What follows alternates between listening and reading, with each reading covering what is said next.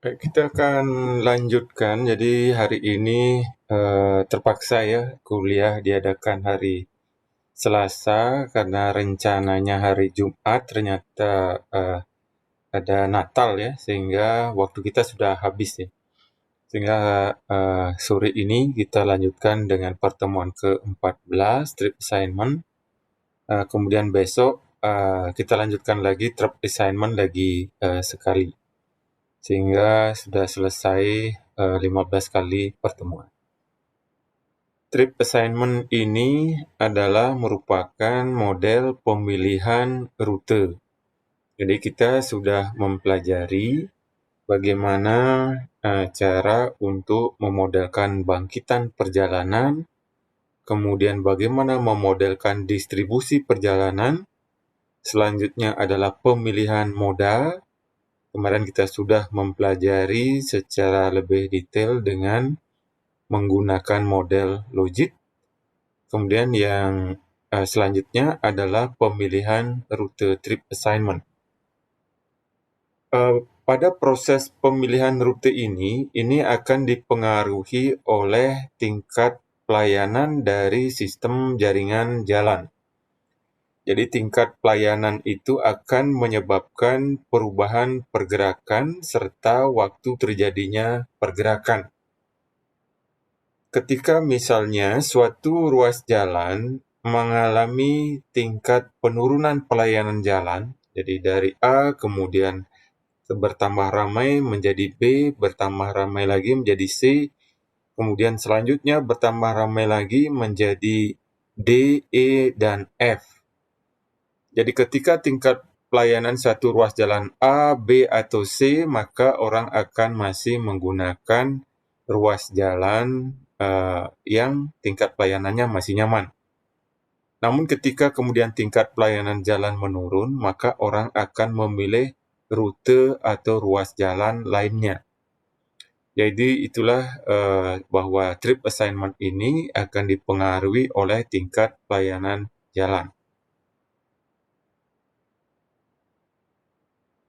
Konsep yang kedua yaitu adanya kondisi keseimbangan. Maksud kondisi keseimbangan ini misalnya adalah keseimbangan dari aspek waktu tempuh. Jadi Anda misalnya berangkat dari Denpasar ke Bukit Jimbaran, melalui rute mana saja itu waktu tempuhnya sama. Itu maksudnya adalah konsep keseimbangan.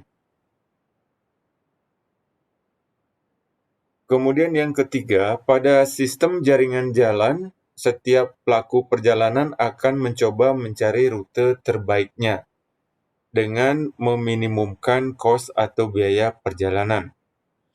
Jadi ketika Anda bergerak dari asal ke tujuan, maka Anda akan berusaha mencari rute terbaik. Nah, inilah yang kemudian berbeda-beda untuk setiap pelaku perjalanan. Intinya bahwa setiap pelaku perjalanan berusaha meminimumkan apakah dia mencari biaya yang paling minimum, biaya perjalanan paling minimum, apakah jarak tempuh yang paling pendek, ataukah waktu tempuh yang paling cepat. Jadi secara logika, pemilihan rute akan dipengaruhi oleh keinginan dari pengguna untuk meminimumkan kos.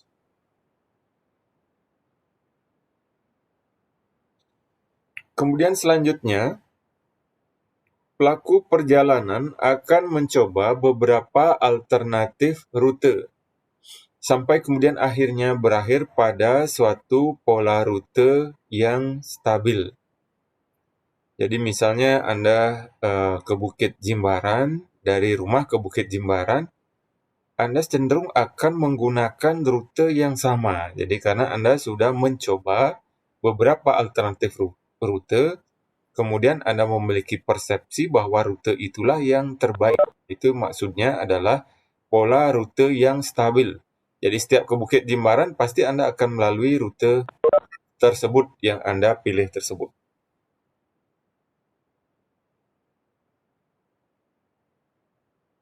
Kemudian, jika setiap pelaku perjalanan tidak dapat lagi mencari rute terbaik akibat kesamaan hambatan pada setiap ruas, ini disebut kondisi keseimbangan. Jadi seperti tadi ya, yang sudah saya sampaikan, kondisi keseimbangan. Misalnya dari Denpasar ke Bukit Jimbaran ada 3 alternatif rute. Kemudian Anda sudah coba alternatif 1, alternatif 2, alternatif 3. Walaupun alternatif 1 lebih pendek tetapi lebih macet misalnya. Alternatif 2 lebih panjang tetapi lebih cepat waktu tempuhnya. Kemudian ketika sampai di Bukit Jimbaran, sama-sama misalnya menghabiskan waktu 45 menit. Baik melalui rute 1, 2, maupun 3, sama-sama waktu tempuh yang diperlukan 45 menit, walaupun panjang ruasnya berbeda-beda. Jadi itu yang namanya konsep keseimbangan jaringan jalan. Jadi nanti pada proses pemilihan rute ini, konsepnya itu kita akan mencari keseimbangan jaringan jalan baru kemudian dibebankan secara bertahap, beban volume lalu lintasnya.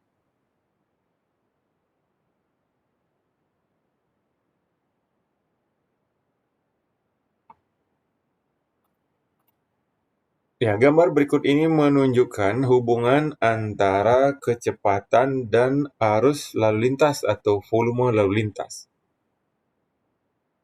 di mana hubungan kecepatan dan arus lalu lintas ini akan mempengaruhi pemilihan rute. Ketika kapasitas jalan itu belum bermasalah, jadi ruas jalan itu volume lalu lintasnya masih di bawah dari kapasitas, artinya ruas jalan tersebut masih kondisinya lancar. Sehingga kemungkinan untuk berpindah rute itu lebih kecil. Kemudian ketika mendekati kapasitas, jadi pada tingkat pelayanan mulai D, E, ini mulai kemudian orang berpindah rute, mencari rute lain yang lebih dianggap waktu tempuhnya lebih cepat. Jadi inilah proses pemilihan rute. Apalagi kemudian apabila sudah ruas jalan itu volumenya mencapai kapasitas, bahkan kepadatannya itu sudah mendekati kepadatan maksimal, di mana tingkat pelayanan menurun menjadi F. Berarti orang akan berusaha untuk mulai berpindah rute.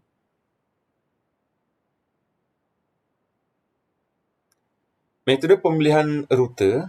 Prosedur pemilihan rute ini bertujuan untuk memodelkan perilaku pergerakan di dalam memilih rute yang menurut mereka adalah rute terbaik. Jadi misalnya kita sama-sama ya, Anda semua berangkat ke Singaraja misalnya. Jadi bisa jadi antara si A, B, dan C itu akan memiliki rute yang berbeda-beda, walaupun berangkat dari titik asal yang sama. Jadi karena setiap orang memiliki persepsi terhadap rute terbaiknya. Dalam proses pemilihan rute, pergerakan antar zona, ini dari hasil trip distribution, untuk moda tertentu dari tahapan mode choice atau pemilihan moda, akan dibebankan ke rute tertentu.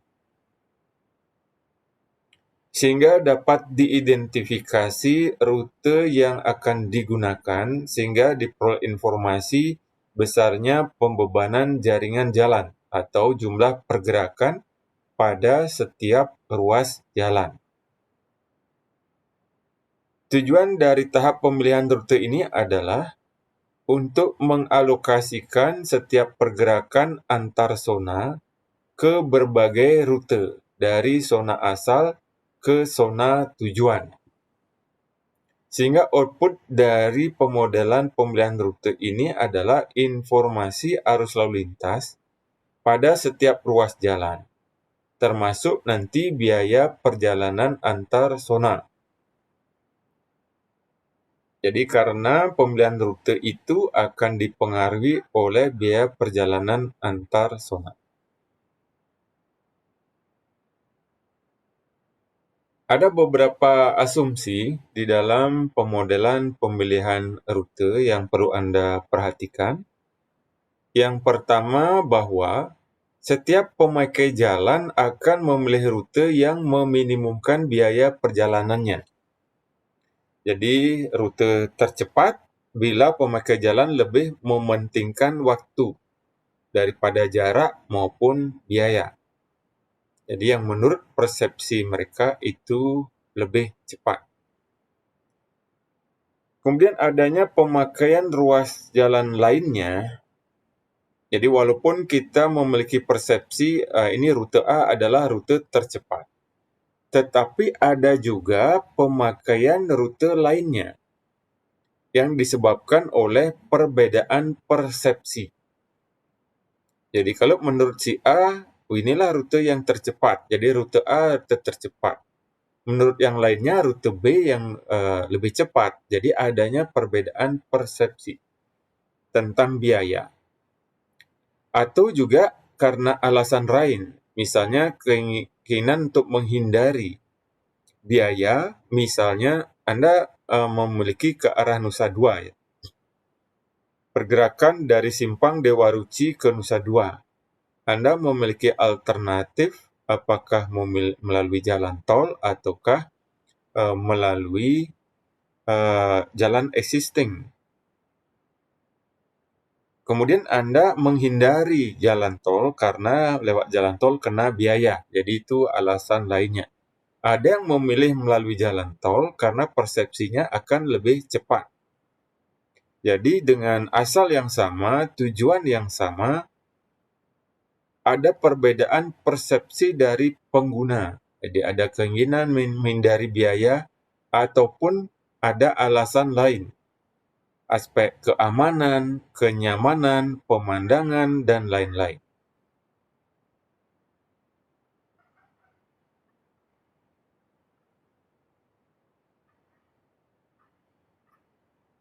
Tabel berikut ini menunjukkan klasifikasi dari model pemilihan rute.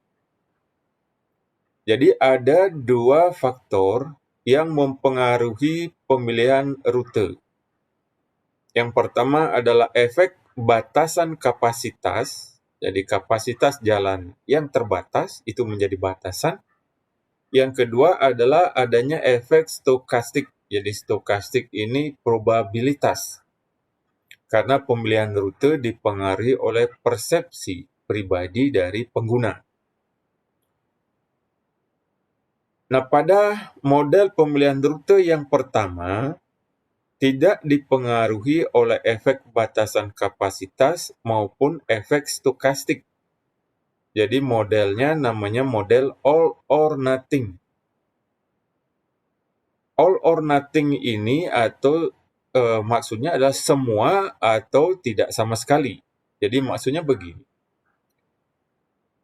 Kalau misalnya satu ruas jalan tingkat pelayanannya masih A, kemudian ada rute lainnya.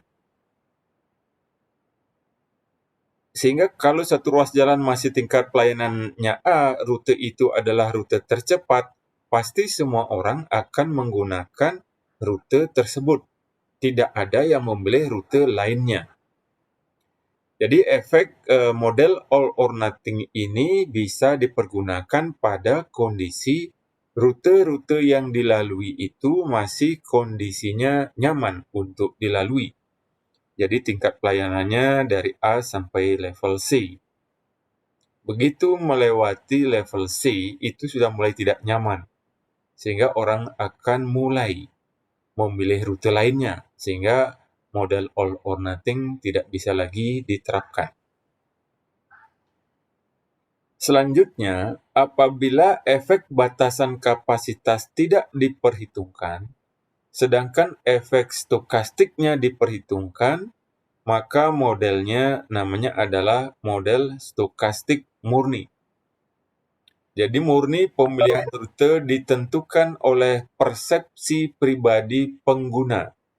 oleh probabilitas penggunaan satu rute. Jadi ini nanti menggunakan teori probabilitas. Selanjutnya, apabila efek stokastiknya tidak diperhitungkan, tetapi yang diperhitungkan hanya efek batasan kapasitas, maka model yang dipergunakan namanya model keseimbangan Wadrop. Jadi seperti tadi yang sudah saya jelaskan di awal, model keseimbangan, di mana konsep dari pembebanan jaringan jalan itu berdasarkan waktu tempuh yang sama dari semua rute untuk mencapai lokasi tujuan yang sama. Selanjutnya, apabila kedua efek diperhitungkan, efek stokastik maupun batasan kapasitas sama-sama diperhitungkan, model yang dibuat namanya adalah model keseimbangan pengguna stokastik. Jadi namun pada kesempatan ini kita tidak mempelajari semuanya, kita akan lebih memfokuskan nanti soalnya pada model keseimbangan Wadrop.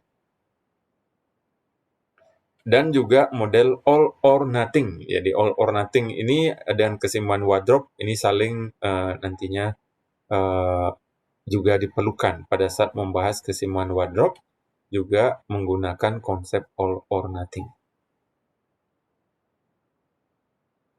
Baik, sebelum memodelkan pemilihan rute, kita pahami terlebih dahulu apa alasan seseorang itu memilih rute. Jadi ada 3 jenis hipotesis yang menghasilkan jenis model yang berbeda-beda. Yang pertama, pada pembebanan atau model all or nothing. Jadi semua memilih satu rute, tidak ada memilih rute lainnya. Itu maksudnya all or nothing. Mengasumsikan bahwa semua pemakai jalan memilih rute terpendek. Dan semuanya menggunakan rute tersebut, tidak ada yang memilih rute lainnya. Selanjutnya, yang kedua adalah pembebanan banyak ruas. Jadi ini mulai ada memperhitungkan efek stokastik ya. Karena adanya persepsi yang berbeda-beda dari pengguna. Sehingga pengguna akan memilih rute yang dianggapnya terbaik. Nah, persepsinya itu ada menganggap terbaik dari segi jarak yang pendek, waktu tempuh yang singkat, ataukah biaya yang minimum. Kemudian yang ketiga, pembebanan berpeluang, di mana pengendara itu memperhatikan faktor lain selain jarak, waktu tempuh, dan biaya minimum. Misalnya rute yang telah dikenal, jadi karena pengguna itu sudah terbiasa untuk menggunakan rute tersebut. Kemudian karena alasan keamanan, kenyamanan, atau panorama. Jadi misalnya Anda ingin menuju ke Buleleng bagian barat. Jadi ada 2 pilihan alternatif rute, lewat Jalan Bedugul ataukah lewat ke arah Jalan Pupuan ya, ke arah barat. Kalau ke arah barat, itu persepsi dari pengguna banyak truk barang dan bus yang berkecepatan rendah, sehingga akan menghambat perjalanan. Kalau lewat melalui Bedugul, itu panoramanya yang baik dan tidak ada hambatan banyak oleh kendaraan truk-truk barang. Jadi ini akan mempengaruhi juga pemilihan rute mana yang akan dipergunakan. Secara umum ada beberapa jenis dari, ini bukan pemilihan mode ya, pemilihan rute. Jadi ada beberapa jenis model dari pemilihan rute. Yang pertama tadi model all or nothing, yang kedua model stokastik. Stokastik ini ada model Burrell, Sakharovich, stokastik proporsional. Nah, ini kita tidak bahas secara detail. Kemudian ada model batasan kapasitas. Nah, ini yang akan kita nanti lebih perdalam ya. Model batasan kapasitas ini ada 4 jenis, model all or nothing berulang, pembebanan bertahap, pembebanan berulang, pembebanan kuantal. Nah, dari model batasan kapasitas yang akan kita pelajari latihan soalnya nanti adalah model yang pembebanan bertahap. Selanjutnya yang keempat adalah model keseimbangan. Ada yang 3 jenis model keseimbangan. Yang pertama menggunakan algoritma Frank-Wolf. Yang kedua, pembebanan keseimbangan sosial. Yang ketiga, pembebanan keseimbangan pengguna stokastik. Kemudian yang kelima, itu adalah model kurva diversi. Model kurva diversi ini adalah berbentuk grafik ya. Jadi ini berdasarkan data-data empiris dari pemilihan rute sehingga dapat dibuatkan grafik pemilihan rutenya.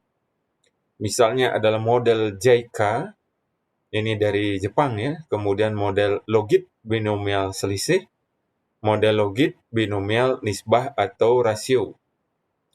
Nah, model Logit ini juga sudah dipergunakan ya, kita sudah pelajari pada saat membahas model pemilihan moda. Bisa juga diaplikasikan pada model pemilihan rute. Jadi kita misalnya kompetisikan antara dua rute dari aspeknya. Aspek waktu tempuh, jarak, ataukah biaya perjalanannya. Kemudian kita ambil beberapa ruas jalan, beberapa rute asal tujuan. Selanjutnya kita buatkan grafik, seperti membuat grafik hubungan antara selisih biaya dan pemilihan moda. Jadi sekarang yang kita buat adalah hubungan antara selisih biaya dengan pemilihan rute.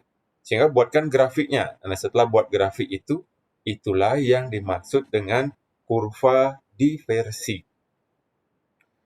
Jadi grafik-grafik yang Anda dapatkan pada saat itu melakukan pemodelan pemilihan moda, grafik hubungan antara selisih biaya dengan pemilihan moda tertentu, itulah grafik kurva diversi.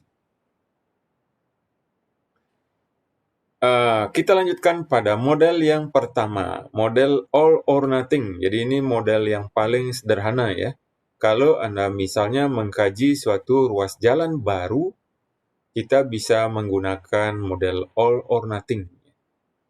Nah, model pemilihan rute ini juga bisa diaplikasikan ya. Ini juga topik menarik untuk tugas akhir ya. Saat ini sedang dilakukan kajian feasibility study, yaitu studi kelayakan jalan tol dari Gilimanuk ke Mengui. Salah satu aspek yang dikaji adalah pemilihan rutenya. Jadi kira-kira dari Gilimanuk ke Mengui, kalau jalan tol itu dibuat, berapa pengguna yang akan menggunakan jalur jalan existing, berapa yang akan menggunakan jalur jalan baru. Jadi ini adalah sebuah kasus pemilihan rute. Ini juga bisa dipakai sebagai bahan penelitian. Pada model all or nothing, model ini mengasumsikan bahwa pemilihan rute hanya tergantung pada asumsi pribadi dan ciri fisik ruas jalan, tapi tidak tergantung pada tingkat kemacetan. Di mana semua perjalanan akan memilih rute terbaik, tidak ada memilih rute lainnya. Asumsi ini cocok untuk ruas jalan yang kapasitasnya belum dilampaui. Misalnya adalah jalan-jalan luar kota, tetapi tidak realistis untuk daerah perkotaan yang sering mengalami kemacetan. Jadi misalnya ruas jalan Denpasar Gilimanuk saat ini tidak ada pilihan rute lainnya, sehingga itulah all or nothing. Semua orang yang ke Gilimanuk pasti akan memilih ruas tersebut.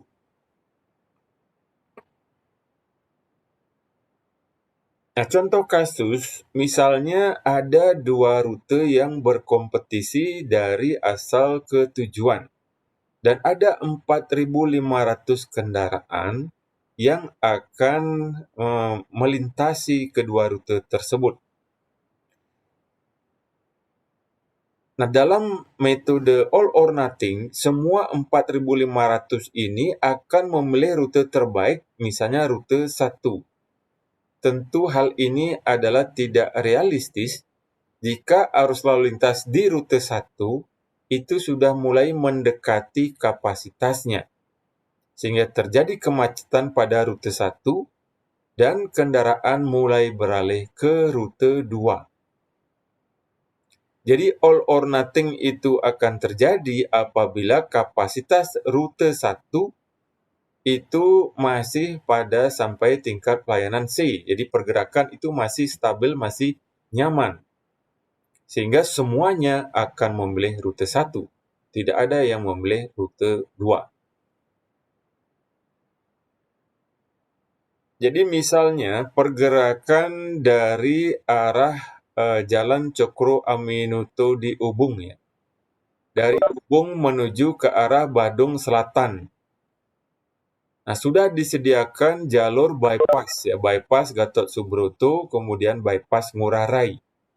Kemudian ada juga yang bisa melalui pusat kota. Sehingga kendaraan ini akan lewat mana? Apakah melalui pusat kota yang macet ataukah melalui bypass Ngurah Rai, Gatot Subroto bypass Ngurah Rai. Nah, jadi ini merupakan juga kompetisi di mana kecenderungannya orang akan memilih rute terpendek melalui pusat kota langsung ke selatan ke Badung Selatan. Nah, ini merupakan kelemahan dari model all or nothing, di mana ketika volume lalu lintas mulai mendekati kapasitas, model ini tidak bisa diaplikasikan lagi. Ini contoh kasus dari aplikasi model all or nothing. Jadi di sini ada 5 zona asal tujuan, di mana yang dipakai contoh ini adalah pergerakan dari zona asal I menuju ke zona tujuan D. Ketika ada misalnya 2.000 pergerakan dari zona asal I menuju ke zona tujuan D, maka berapakah pembebanan lalu lintas di masing-masing ruas jalan? Jadi kalau ada 2.000 pergerakan dari I menuju ke D. Sehingga yang kita identifikasi pertama, misalnya data ini adalah data waktu tempuh di setiap ruas. Jadi ini 10 misalnya 10 menit, kemudian ini 15 menit. Jadi kalau melalui ruas 143 itu akan dicapai dalam waktu 25 menit. Kalau melalui rute 123 akan ditempuh memerlukan waktu 30 menit. Demikian juga kalau menggunakan rute 1243 maka akan ditempuh dalam waktu 35 menit. Demikian juga yang rute-rute yang lainnya. Sehingga rute yang tercepat adalah melalui rute 143. Jadi, 1.000 kendaraan yang bergerak dari I menuju ke D, semuanya memilih rute terpendek, yaitu rute 143. Nah, itulah konsep dari all or nothing. Demikian juga nanti pergerakan dari 1 ke 2 ya. Ada alternatif rute 1 ke 2 langsung atau 1 ke 4 ke 2. Jadi kalau 1 ke 2 langsung waktunya hanya 10 menit. Dari 1 ke 4 ke 2 waktunya 20 menit. Jadi semua akan memilih rute 1-2. Tidak ada yang memilih rute 1-4-2. Jadi itu misalnya. Nah ini kasus ya dari rute 1 ke 5. Kalau melewati langsung 1 ke 5, waktunya adalah 20 menit. Kalau melewati 145, waktunya juga sama-sama 20 menit. Ini yang saya maksud tadi dengan keseimbangan wardrobe. Jadi waktu tempuh ke zona tujuan yang sama, itu waktu tempuhnya sama.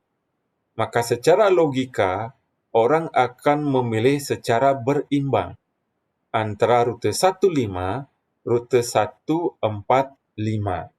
Jadi pada kondisi ini baru terjadi all or nothing tidak bisa dipakai karena waktu tempuhnya ini ada 2 rute dengan waktu tempuh yang sama. Jadi mulai akan menggunakan model batasan kapasitas pembebanan bertahap. Ya, baik, saya kira untuk konsep dari trip assignment pada pertemuan awal ini adalah sampai di sini dulu. Minggu depan kita akan membahas, bukan minggu depan ya, hari pertemuan berikutnya ya. Pertemuan berikutnya kita akan membahas mengenai pemilihan rute dengan konsep batasan kapasitas, pembebanan secara bertahap. Jadi pada kasus-kasus ruas jalan yang tidak memungkinkan untuk aplikasi all or nothing. Kapasitas jalan itu, volume lalu lintas sudah mendekati kapasitasnya. Jadi ini pertemuan kita hari ini.